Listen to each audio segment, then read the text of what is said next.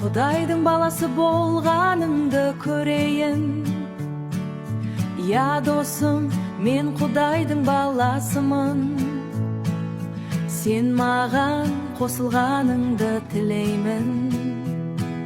Сен маған қосылғаныңды тілеймін. Құдайды менің әкешім деп санаймын, ол мені балам деп қабылдаған. Мен оған киелі әкем деп бағынам, қалай әлемді жаратқан Құдай сені балам дейді. Кейде адамдар маған сенбейді. Жан досым үстем болсын мерейін. Я досым, мен Құдайдың баласымын. Құдай екенін Иса Масих ашты. Иса Масих оған баратын жоқ. Иса Масихті киелі кітапта Мариям ұлы деп атаған. Ол жердегі әкесінен тумаған. Иса Масих адамнан тумаған. Киелі кітапта солай жазылған. Иса Масих Құдайдың рухынан пайда болған.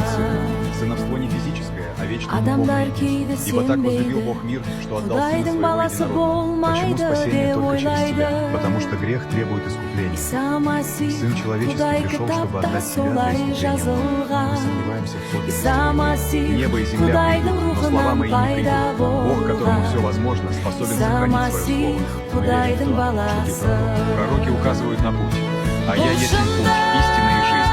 Верующий в меня, если и умрет, оживет.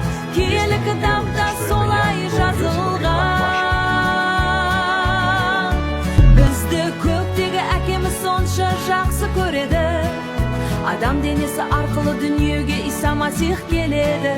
Иса адамдар арасында өмір сүреді. Біз үшін өлімге барды, қайта тірілді. Не үшін өлімге барды, не үшін тірілді? Ол адамдар жасаған жамандықтарды көз мойнын алды. Біз үшін өзі жаза тартты, мәңгілік өмірге жол ашты. Келі әкемізге апаратын жол Иса Масих.